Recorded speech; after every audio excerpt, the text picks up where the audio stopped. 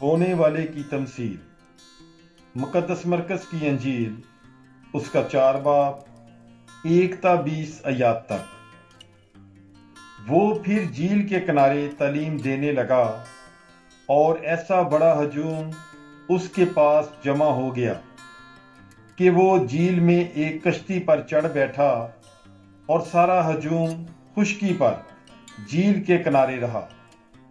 और वो उन्हें तमसीलों में बहुत सी बातें सिखाने लगा और अपनी तालीम में उनसे कहा, सुनो, देखो, बीज बोने वाला बोने निकला और बोते वक्त यूं हुआ कि कुछ राह के किनारे गिरा और परिंदों ने आकर उसे चुग लिया, और कुछ पथरीली जमीन पर गिरा और गहरी मिट्टी न मिलने के सबब से जल्द उगा, और जब सूरज निकला तो वो जल गया और जड़ ना रखने के सबब से सूख गया।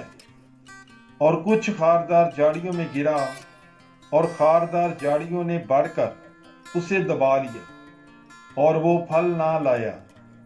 और कुछ अच्छी जमीन में गिरा और फल दिया, यानी वो उगा और बढ़ा और 30 गुना फल लाया, और कोई 60 गुना और कोई 100 गुना भी। फिर उसने कहा, जिसके सुनने के कान हों वो सुन ले।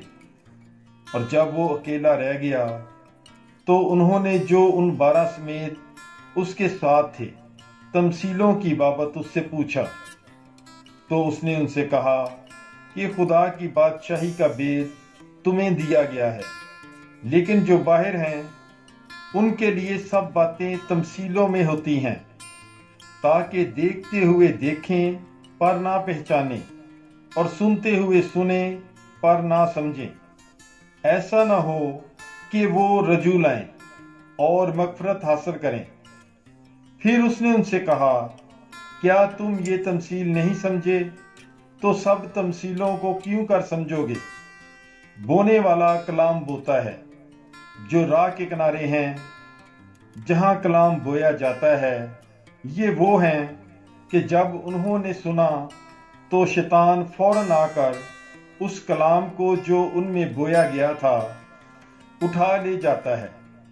और इसी तरह जो पथरीली जमीन में बोए गए, ये वो हैं जो कलाम को सुनकर जल्द खुशी से कबूल कर लेते हैं, लेकिन अपने में जड़ नहीं रखते, बल्कि चंद रोजा हैं, और जिस वक्त कलाम के सबब से मुसीबत या इज़ा बर्पा होती है तो फौरन ठोकर खाते हैं। और दूसरे वो जो खारदार झाड़ियों में बोए जाते हैं, ये वो हैं जो कलाम सुनते तो हैं, मगर दुनिया की फिक्रें और दौलत का फरेब और चीज़ों का लालच हायल होकर कलाम को दबा देता है और वो बेफल रह जाता है। और जो अच्छी ज़मीन में बोए गए, ये वो हैं जो कलाम को सुनते हैं और कबूल करके फल लाते हैं, कोई 30 गुना, कोई 60 गुना और कोई 100 गुना। पाकलाम के पढ़े और सुने जाने पर खुदावंद की बरकत हो, खुदा का शुक्र हो। God bless you. Bible is life.